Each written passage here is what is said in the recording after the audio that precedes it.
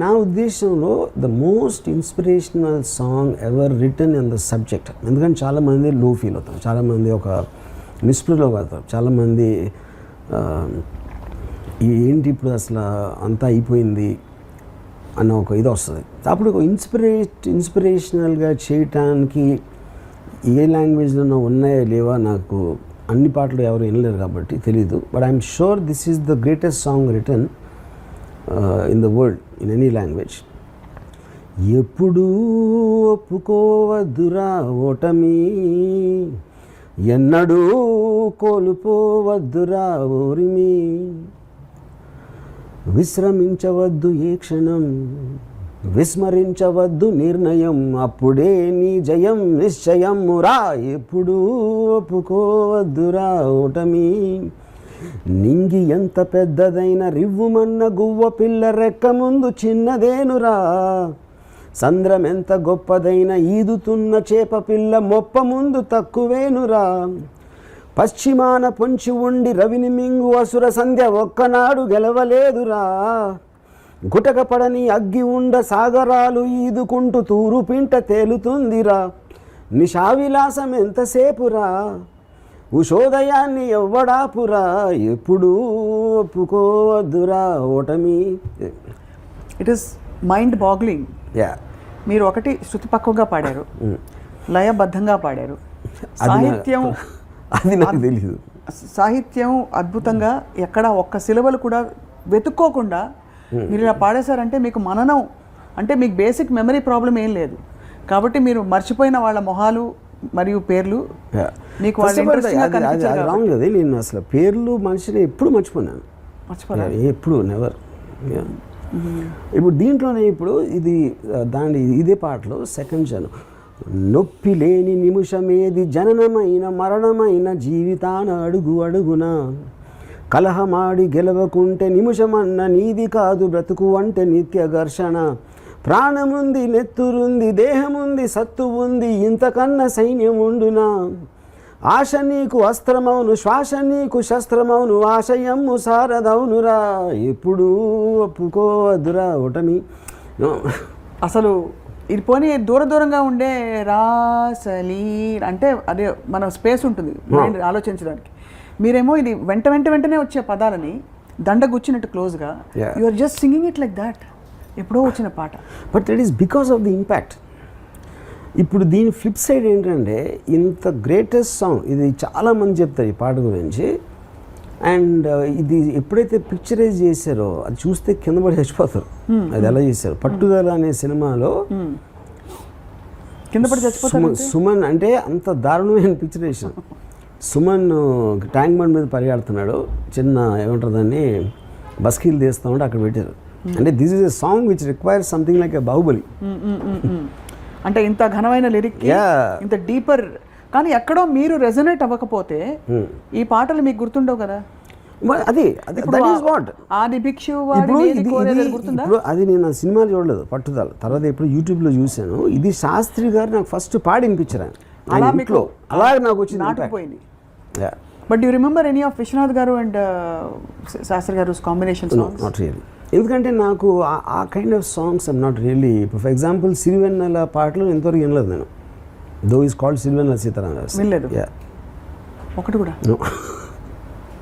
విధాత తలపున ప్రభవించినది అనాది జీవనం. ఎందుకంటే ఆ కైండ్ ఆఫ్ సాంగ్స్ అసలు నేను జనించు ప్రతి శిశు గళమున పలికే జీవన నాద తరంగం వినిపించలేదు అయితే మీకు శిశువు లేదు అనగానే అదే అంతే క్లోజ్డ్ ఆ chapter closed.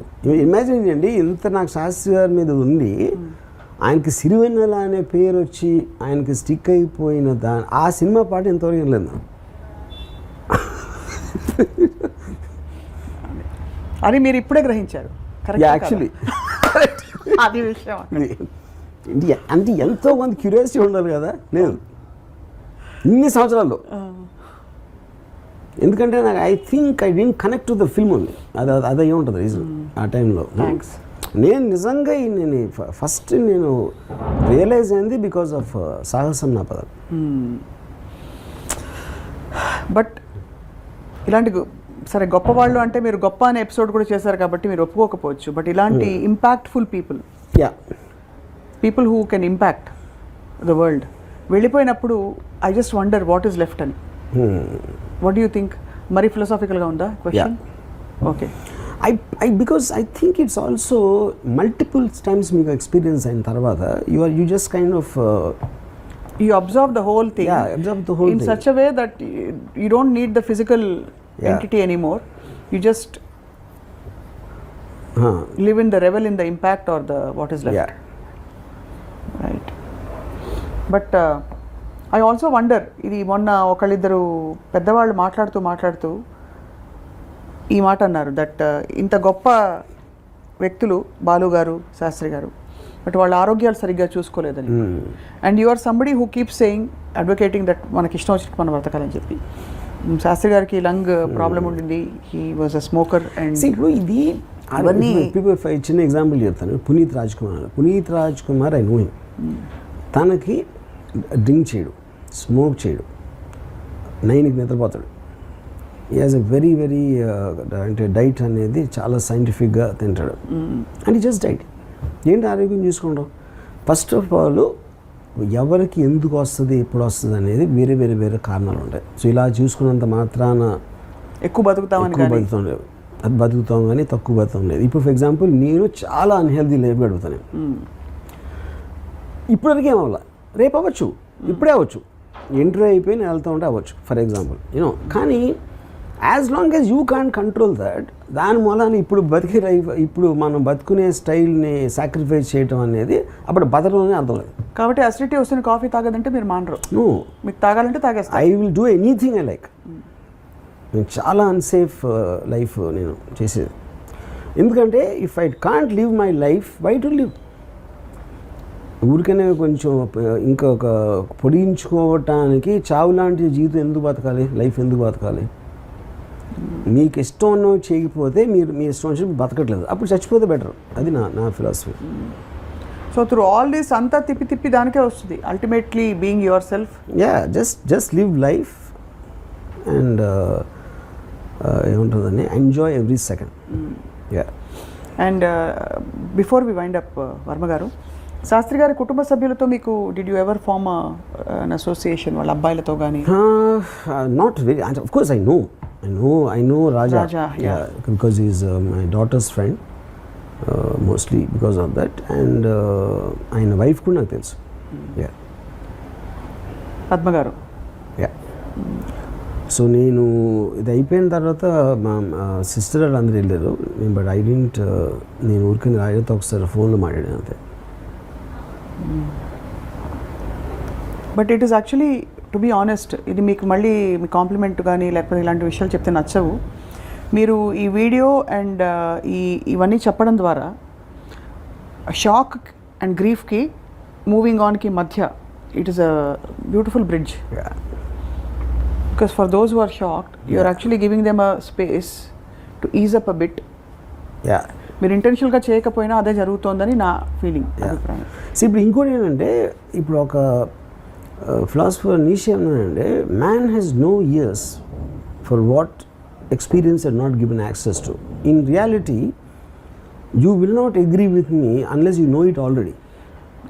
Agree with you ఎందుకంటారు, మీరు ఆల్రెడీ తెలుసు అది, ఏదో నేను ఒక మాటలో చెప్పండి, ఒక ఫ్రేజ్లో యూనో.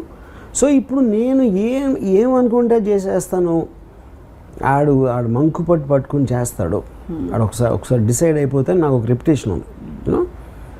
అప్పుడు అదేంటి, ఇది నా, but that is my feeling even since college you know, to go and get it done what ever I want to do. So ఇప్పుడు ఈయన ఒక లైన్ ఉంది పాటలో, కానిదేముందినే కోరుకుంటే పూని సాధించుకోనా. పూని, ఐ లవ్ ద వర్డ్ పూని. And obsession is so, focused, and I will make it happen. So అది విన్నప్పుడు నేను ఎందుకు కనెక్ట్ అవుతాను, because it is summarising my thought. నా అక్కడ అన్నీ ఉన్నాయి, టక్ అని ఒక కాన్సన్ట్రేటెడ్ మ్యాటర్లో వచ్చిందన్నమాట అది you know, which is what the greatness. అది ఆర్ట్ ఆఫ్ రైటింగ్ అవ్వచ్చు, it also reflects in prose writing also some times. అదే ఇందాక రెజొనెన్స్ అన్నాం, బట్ నిగదీసి అడుగు లాంటి కోణం మీలో ఎప్పుడో ఉండుంటుంది అయితే. అదే 100% కాదు. అది ఇప్పుడు ఆ థాట్స్ వచ్చాను నేను. I journeyed those thoughts because I was like a very staunch communist guy in college. నేను కుర్తా పైజామా వేసుకుని అన్ని కళ్ళజోడు పెట్టుకుని బ్యాగ్ వేసుకుని ఒక సొసైటీలో జరుగుతున్న అన్ని అక్కడి నుంచి స్టార్ట్ అయింది. స్టార్ట్ అయ్యి ఒక పర్టికులర్ టైంలో జ్ఞానోదయం అయింది.